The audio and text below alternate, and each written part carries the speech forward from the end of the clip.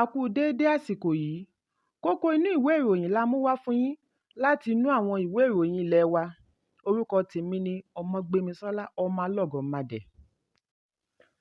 Rògbòdìyàn bẹ́ sílẹ̀ lánàá ní ilé-ẹjọ́ tribunal tó ń gbẹ́jọ́ lórí àbájáde èsì ìdìbò ààrẹ tí ó kọjá. Alága apá kan fún ẹgbẹ́ òṣèlú Labour Party Lamidi Apapa ni wọ́n jọ ní gbólóhùn asọ̀ pẹ̀lú àwọn alátìlẹyìn òdúnjedupò ààrẹ lábẹ́ òṣèlú kan náà. Julius Abure tí í ṣe ẹni tí ó ṣe ètò ìdìbò abẹ́lé tí ó yan Peter Obi gẹ́gẹ́ bí aṣojú wọn fún ipò ààrẹ. Ṣàdédé ni ilẹ̀kùn tribunal ṣí tí Apapa sì gbìyànjú láti lọ jókòó lẹ́gbẹ̀ẹ́ Peter Obi níbi àkànṣe ìjókòó fún àwọn alẹ́nulọ́rọ̀ àti àwọn olùfisùn.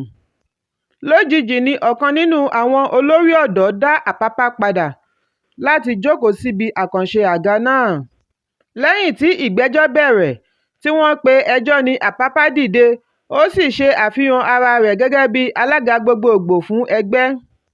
Ṣùgbọ́n adájọ́ Haruna Samani tí í ṣe adarí ìgbìmọ̀ ẹlẹ́ni márùn-ún ilé-ẹjọ́ náà sọ wípé òun kò ní fi àyè gbà á nítorí rògbòdìyàn tí ó wà láàrin ẹgbẹ́ náà. Ìdí nìyí tí ó fi sún ìgbẹ́jọ́ sí ọjọ́ Ẹtì. Ní ìta ilé-ẹjọ́, ọ̀pọ̀lọpọ̀ àwọn ọmọ ẹgbẹ́ ni wọ́n ti gẹ̀gùn dé Apapa tí wọ́n sì kọlù ú lójú ẹsẹ̀ pẹ̀lú agbádá rẹ̀.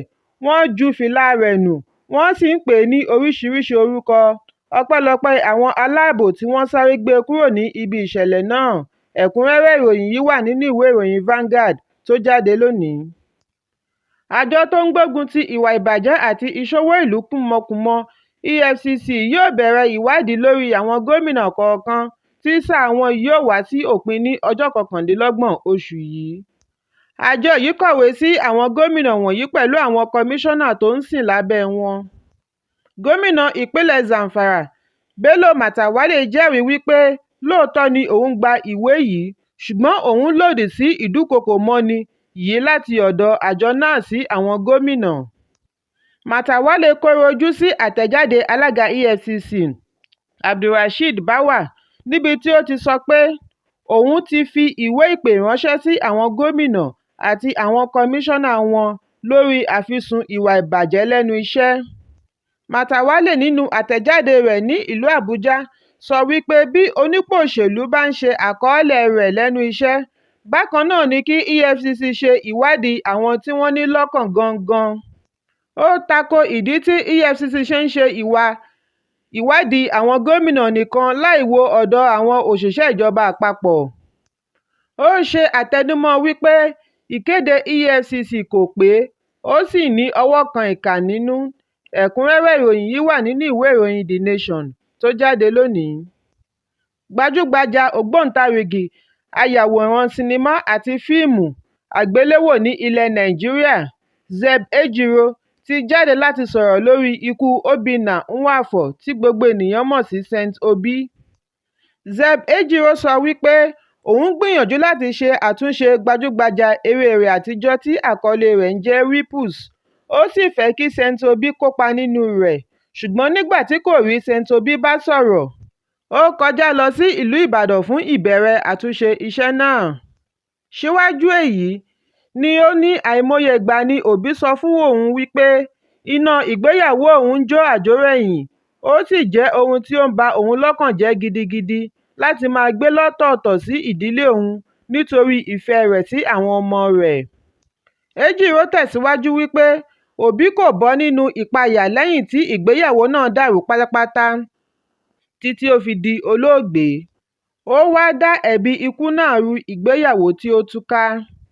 Bákan náà ni ìlúmọ̀ọ́ká ayàwòrán tí ó tún jẹ́ akọ̀ròyìn Zik Zulu Okafor náà ṣàlàyé ìrírí rẹ̀ látàrí ìbáṣepọ̀ pẹ̀lú olóògbé Saint Obi. Ó ní Obi fojú winá ọ̀pọ̀lọpọ̀ rẹ́dẹrẹ̀dẹ láti ọ̀dọ̀ àwọn àna rẹ̀. Ó ní Obi jẹ́wọ́ fún òun wípé àwọn ẹbí ìyàwó òun rí òun gẹ́gẹ́ bí orogún ológun dẹ̀bìtì àyàtí tí wọ́n sì máa ń dáwọ́ jọ lu òun lójú ìyàwó òun. Bí ó tilẹ̀ jẹ́ wípé òun ń ṣiṣẹ́ kárakára láti rí owó tòun. Saint Obi àti ìyàwó rẹ̀ Linda Amobi ṣe ìgbéyàwó ní ọdún 2006, wọ́n sì bí ọmọ 3 fúnra wọn. ọdún tí ó kọjá ni wọ́n pínyà lẹ́yìn fàákájà lórí ta ni yóò kó ọmọ sọ́dọ̀. Ẹ̀kúnrẹ́rẹ́ ìròyìn yìí wà nínú ìwé ìròyìn Vanguard bákan náà.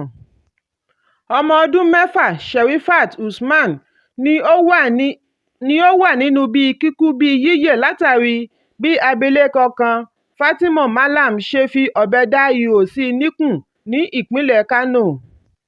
Ìròyìn tí a gbọ́ ni wípé Fatima yá oró bàbá Sherifat lára Sherifat nítorí pé oníyẹn tí í ṣe ọ̀rẹ́ ọkọ rẹ̀ gba ọkọ rẹ̀ ní ìmọ̀ràn láti fẹ́ ìyàwó mìíràn.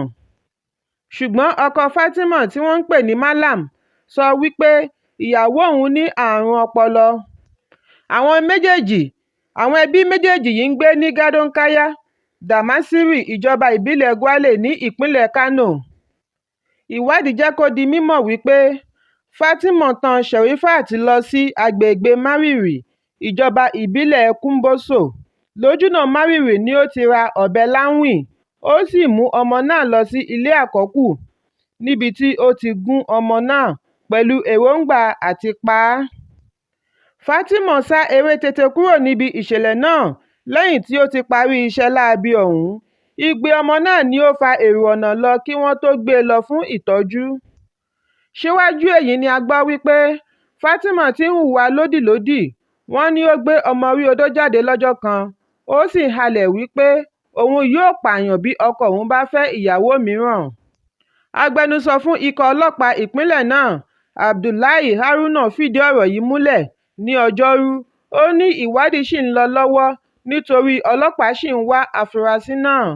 Ẹ̀kúnrẹ́rẹ́ ìròyìn yìí wà nínú ìwé ìròyìn Punch tó jáde lónìí. Àwọn ẹgbẹ́ agbábọ́ọ̀lù obìnrin fún ilẹ̀ Nàìjíríà Under-20 Football National Team Falconet ni wọ́n ń retí ní orílẹ̀-èdè Ghana lónìí fún ìdíje àkọ́kọ́ tí wọ́n pè ní Wafu Big Girls Cup of Nations tí yóò bẹ̀rẹ̀ ní ọjọ́ Àbámẹ́ta ní ìlú Kumasi. Ìdíje yìí yóò kó orílẹ̀-èdè 7 papọ̀ láàrin ilẹ̀ Adúláwọ̀. Àwọn orílẹ̀-èdè náà ní Nàìjíríà, Côte d'Ivoire, Burkina Faso, Togo, Niger, Ghana àti Benin. Nàìjíríà ni wọ́n pín pẹ̀lú Niger, Burkina Faso àti Togo ní ìpín kejì, nígbà tí olùgbàlejò Ghana yóò dojúkọ Benin àti Côte d'Ivoire ní ìpín kìíní. Adarí ikọ̀ Falconet, Chris Danjuma, ni ó ṣe ìkéde ikọ̀ wọ̀nyí ní ọ̀sẹ̀ tí ó kọjá níbi tí Nàìjíríà yóò ti ṣíde ìfẹsẹ̀wọnsẹ̀ pẹ̀lú Niger Republic lórí pápá Baba Yara ní ọjọ́ Àìkú. Ẹ̀kúnrẹ́rẹ́ ìròyìn yìí wà nínú ìwé ìròyìn The Guardian tó jáde lónìí. Kókó inú ìwé ìròyìn tòní kò ní jù báyìí lọ. Ẹ pàdé mi lọ́la fún àkọ́tún ìròyìn. Kí a tó lọ, ẹ má ṣaláì fi àríwísí yín ránṣẹ́, ìyẹn comment, kí ẹ sì bá wa subscribe sí ojúnà wa lórí YouTube kí Kókó Inú Ìwé Ìròyìn lè máa tẹ̀ yín lọ́wọ́ ní kíákíá.